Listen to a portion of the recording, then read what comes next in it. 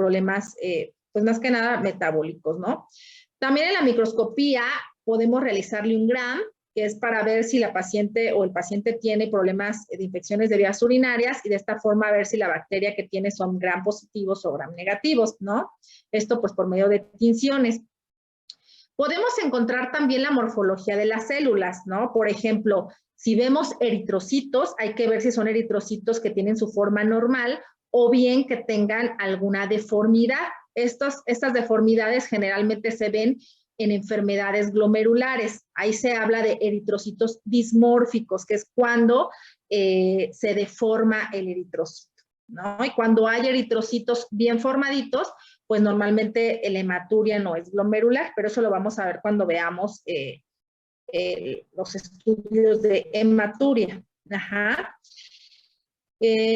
Podemos encontrar acúmulos de leucocitos que se pueden ver, por ejemplo, no solamente en las infecciones de vías urinarias, pero también los podemos ver en las pielonefritis, que son infecciones de vías urinarias graves, y una enfermedad que se llama nefritis tubulointersticial, que también la vamos a ver más adelante. Podemos encontrar en la microscopía también algunos cilindros que pueden ser transparentes, que son los hialinos, y granulares. Generalmente esos no son problemas patológicos, no son diagnóstico de algo en común. En niños se puede ver mucho y también se puede ver en personas un poquito deshidratadas, se desprenden un poquito los cilindros, ¿no? Pero hay otro tipo de cilindros, por ejemplo, cilindros leucocitarios, cilindros eritrocitarios, que son como fragmentos de leucocitos o de eritrocitos, ¿no? En infecciones de vías urinarias o en enfermedades renales. Podemos encontrar también cristales que también, por ejemplo, en algunas enfermedades metabólicas como cistinuria, podemos encontrar este tipo de cristales, son diagnósticos. Y bueno, los cristales normalmente me reflejan problemas en la concentración urinaria, ¿no? Bueno, ese fue el examen de orina. Ya adentrándonos más en otras pruebas, pues vamos a ver que hay muchas pruebas que nos van a medir la función renal. Ajá. Por ejemplo, hace muchos años, y le estoy hablando de hace más de 10 años, todo el mundo pensaba que la prueba más fiel para medir la función renal en las personas, tanto niños como en adultos, era la creatinina, ¿no? Durante muchísimos años se usó la creatinina como marcador de función renal. Hoy en día se sabe que la creatinina no es el mejor parámetro para medir la función renal. ¿Por qué? Porque la creatinina se puede alterar por muchas cosas. Por ejemplo, la creatinina tiene diferentes valores en los diferentes grupos de edad, tanto en el prematuro, recién nacido, niños de diferentes edades hasta la adolescencia, ¿no? Entonces, los niños en la primera semana de vida, su creatinina sérica es la creatinina materna, ¿sí? Porque atraviesa la membrana placentaria, la barrera placentaria. Entonces, no es fiel marcador, por ejemplo, en los bebés. Ahora, la creatinina se sabe que depende mucho del estado nutricional del paciente y de la masa muscular del paciente. Entonces, si es una persona que tiene mucho músculo, si es una persona que tiene una dieta rica en proteínas, pues obviamente puede tener incremento de creatinina. Y eso no quiere decir que su función renal sea mala. Ajá, entonces, pues bueno, hoy en día sabemos que la creatinina se te puede modificar por muchas cosas. También se puede modificar, por ejemplo, en cualquier trastorno que te provoque machacamiento muscular, ¿no? Por ejemplo, enfermedades, rhabdomiolisis, traumatismos, ajá. Se te puede modificar, por ejemplo, en las embarazadas, se puede modificar en personas que tienen pérdida de alguna extremidad y, bueno, los valores pues son diferentes. Entonces, les estaba hablando de 10 años, más o menos, cuando todo el mundo pensaba que la creatinina era el mejor marcador. Hoy en día sabemos que hay otras pruebas que son mucho más precisas para medir la función renal y una de ellas es la depuración de creatinina en orina de 24 horas. Ajá. Normalmente lo que hacemos es recolectar la orina de una persona que se le va a medir función renal y la recolección, pues como su nombre lo dice, dura 24 horas, ¿sí? Normalmente la recolección se hace en la mañana lo que solicitamos al paciente es que deseche la primera orina antes de que se empiece la recolección, porque es una orina que se produjo un día antes de que empezáramos la recolección. Entonces, se desecha la primera orina, se empieza la recolección a partir de la segunda orina y todo lo que orine el paciente en el día, en la tarde, en la noche, en la madrugada y posteriormente al día siguiente, la primera orina sí se cuenta. Entonces, tratamos de que la recolección sea más o menos exacta, a lo mejor no va a ser 100% exacta. Nosotros los nefrólogos tenemos técnicas y fórmulas para saber si la recolección estuvo bien colectada, si estuvo supracolectada o infracolectada, ¿no? Entonces, esta recolección de 24 horas se le va a medir a la persona la creatinina en esas 24 horas en la orina y se le va a tomar aleatoriamente una muestra de creatinina sérica, ¿no? Y por medio de una fórmula vamos a obtener lo que es la depuración de creatinina, ¿no? Que más o menos, ahorita vamos a ver, dependiendo del grupo de edad, la depuración de creatinina es diferente, ¿no? En algunos grupos de edad. Entonces, bueno, ahorita les vamos a seguir hablando un poquito de eso. Otra forma o otro método para probar, no propiamente la función renal, pero aquí vamos a checar la excreción de proteínas urinarias, que nos va a servir para hacer diagnóstico de enfermedades glomerulares. Una de ellas, pues es las proteínas en orina de 24 horas, ¿no?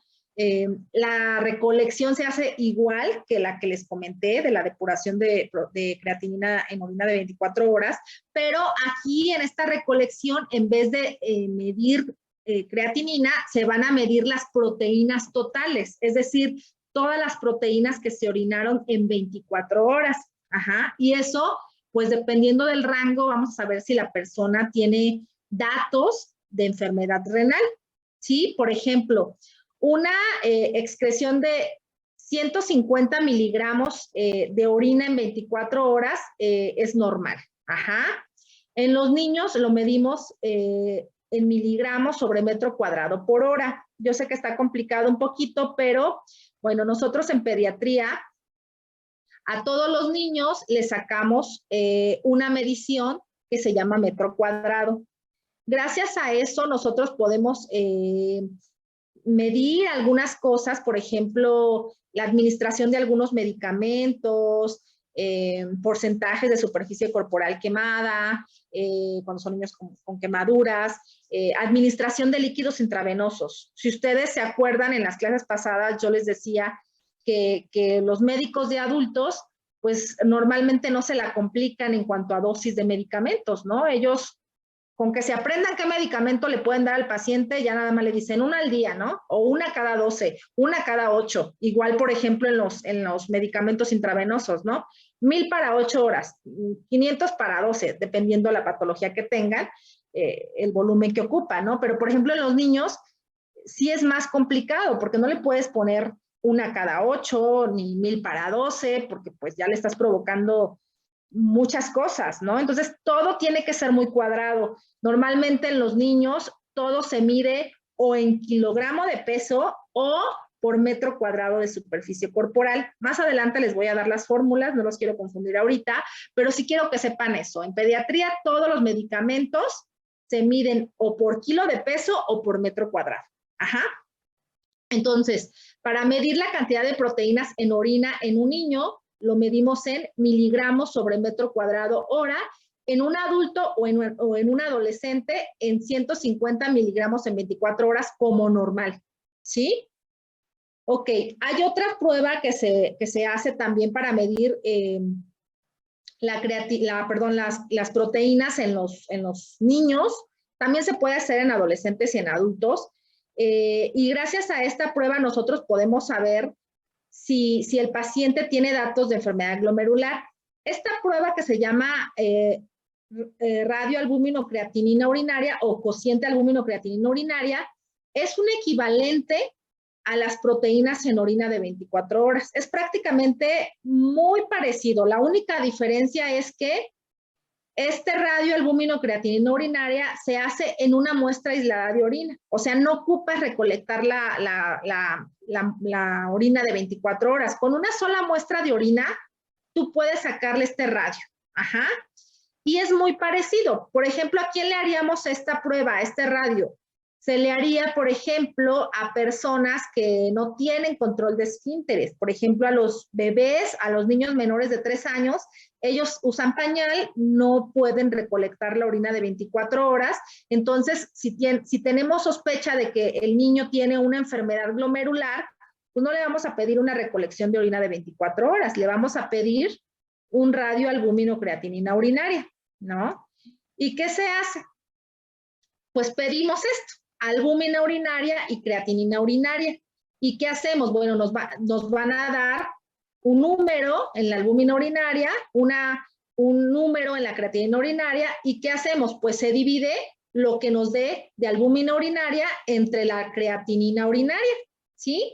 Y este número que va a salir de aquí, pues es el radioalbúmino creatinina urinaria. Ajá. Que la cifra que nos va a dar nos va a indicar si la persona tiene datos de enfermedad glomerular, ¿no? Normalmente este radio tiene que salir por debajo de 0.2.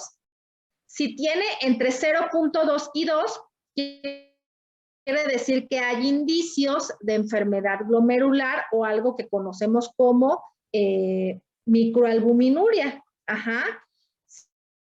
Si tiene un radio mayor a 2, pues ¿qué quiere decir? Que el paciente tiene una proteinuria en rango nefrótico. O sea, estos pacientes que tienen un radio mayor a 2, pues son pacientes que seguramente tienen una enfermedad renal, ¿no?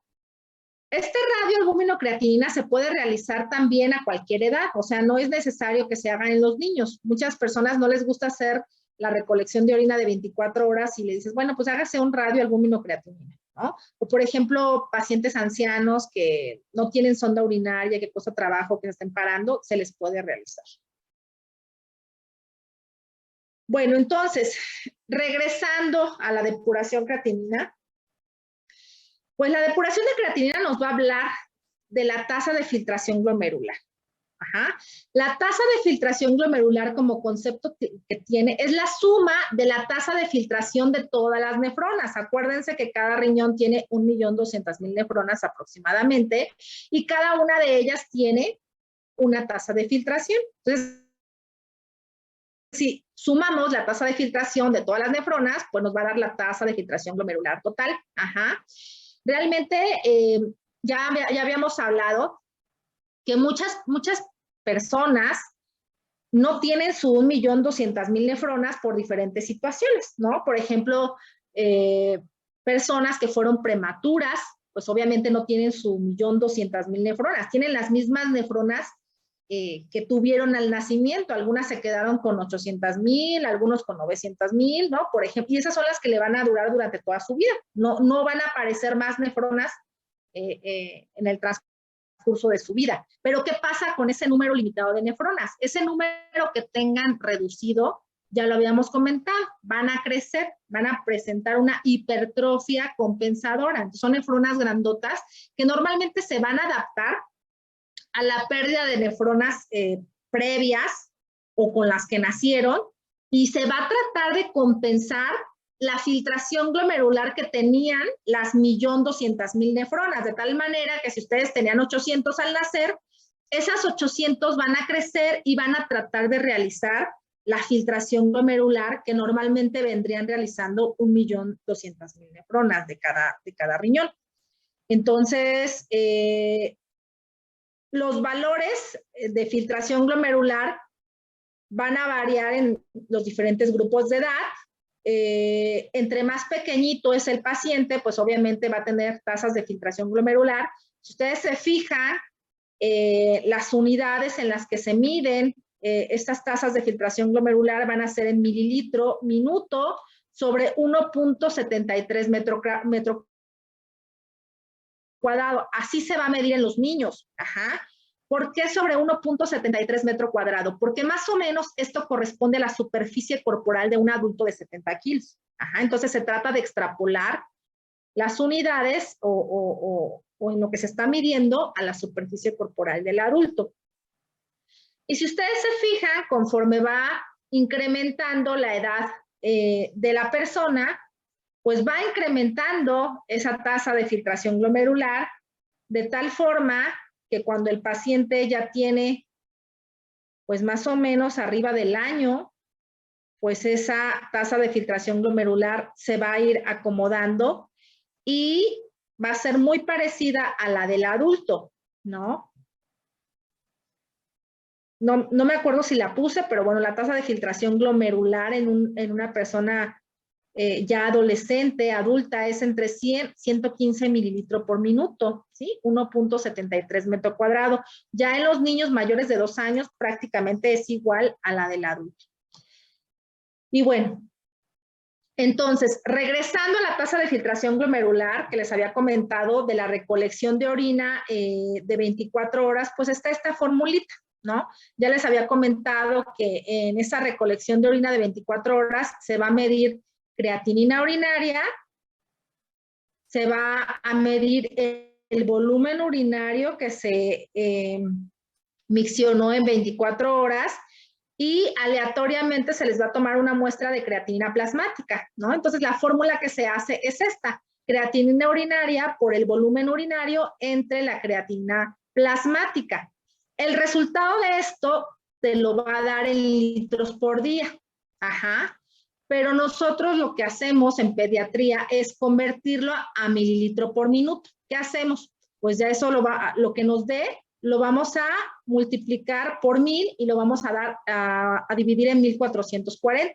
De esa forma el resultado no nos va a dar en litros por día, sino nos lo va a dar en mililitros sobre minuto sobre 1.73 metros cuadrados, ¿no? Entonces, aquí ya habíamos hablado de las limitaciones de la depuración, perdón, de la colección de orina, porque a veces las personas no la hacen bien. Entonces, si no hacen una recolección de orina adecuadamente, ¿qué va a pasar?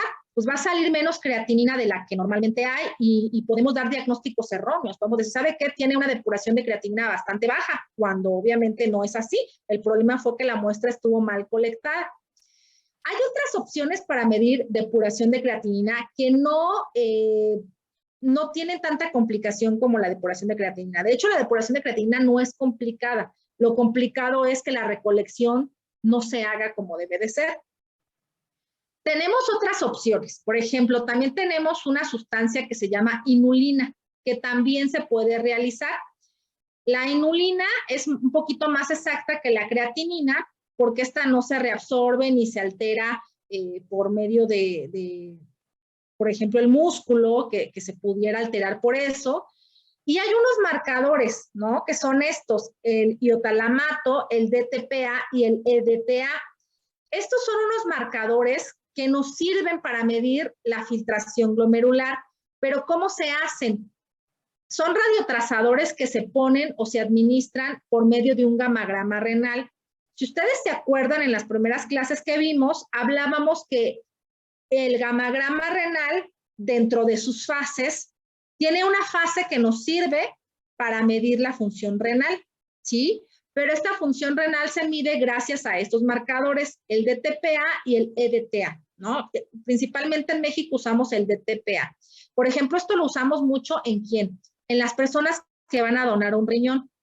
Cuando tú quieres hacer protocolo en un paciente que quiere donar un riñón, no solamente pides depuración de creatinina en orina de 24 horas, ¿no? Obviamente para medir la función renal y saber que el riñón que va a donar pues es un buen riñón, sino pedimos gamagrama renal con DTPA para medir filtración glomerular de forma un poquito más exacta, ¿no?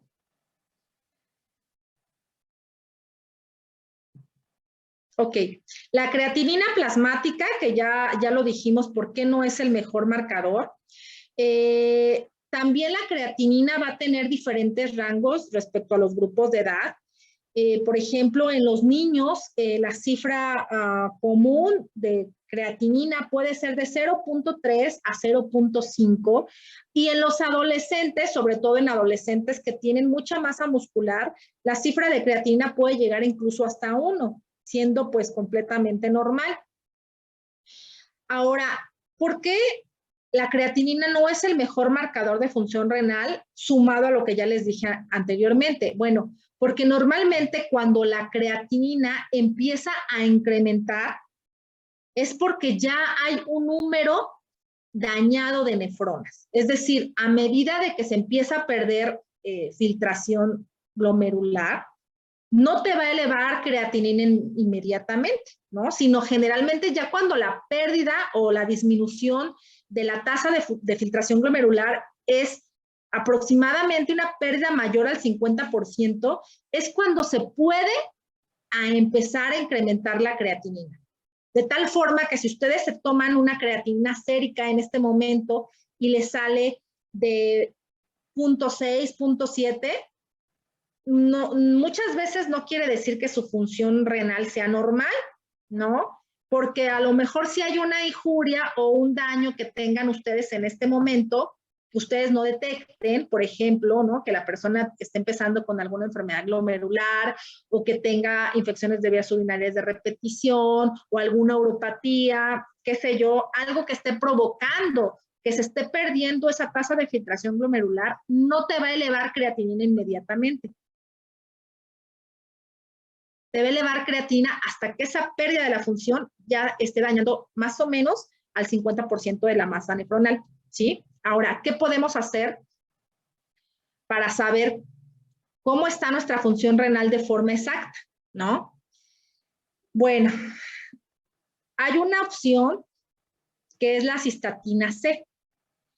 La cistatina C es una sustancia que se produce en las células nucleares del organismo y que no se filtra en ningún trayecto del glomérulo, a diferencia de la creatinina. La creatinina sí se filtra y se reabsorbe. La cistatina C no. Es decir, la misma cistatina que se produce es la misma cistatina que se puede medir a nivel plasmático. Esta cistatina es una sustancia que tiene poquito que se empieza a medir en los laboratorios. Igual son de las últimas cosas o avances médicos que existen, ¿no? Porque antes nadie conocía la cistatina C y pensaban que la creatinina era el mejor marcador. Entonces ya nos dimos cuenta que no. El mejor marcador es la cistatina C. ¿Y cómo se hace? Bueno, es una muestra de sangre normal. Si ustedes van al laboratorio en ayunas y le dicen, me da una cistatina C, te sacan la sangre y el valor que sale de cistatina C corresponde a tu función renal. Esta es muy exacta. Ahora, ¿cuáles son los puntos malos de la cistatina C? Pues que no en todos los laboratorios la hacen. De hecho, la mayor parte de los laboratorios la tienen que mandar a laboratorios más grandes y que es cara. Ajá, por ejemplo, les estoy hablando que la medición de una creatinina más o menos está en unos 200 pesos. Ajá. La cistatina C, más o menos, el costo son como 2,000 pesos. Entonces, obviamente, pues no todas las personas se van a hacer cistatina C de forma frecuente.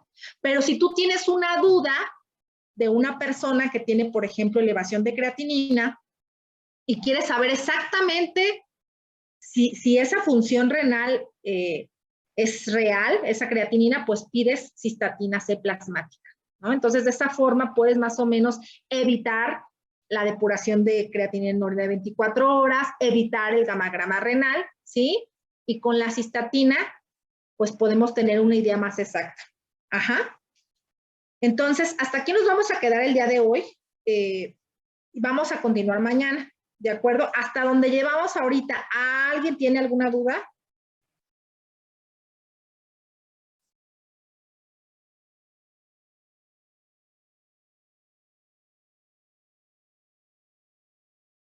¿Nadie? Doctora, Sí.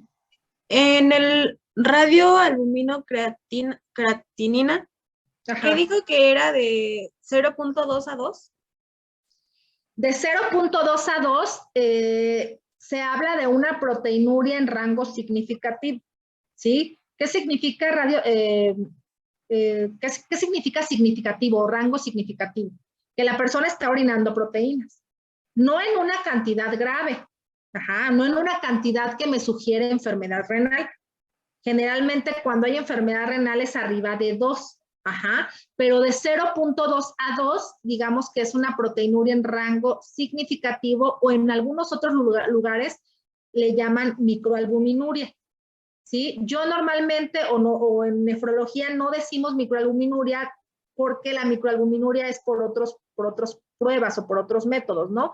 Pero sí no es una función renal normal. Hay algo que te indica que hay eliminación de proteínas en la orina. ¿Ok? Bueno, muy bien, chicos. Entonces, hasta aquí nos quedamos. El resumen de esto todavía no me lo manden hasta que terminemos el tema. Léanlo, por favor, para que sepan de qué estamos hablando. El tema les va a servir mucho porque cuando vean las pruebas de función renal en adultos, pues se van a dar cuenta que muchas son parecidas, ¿no?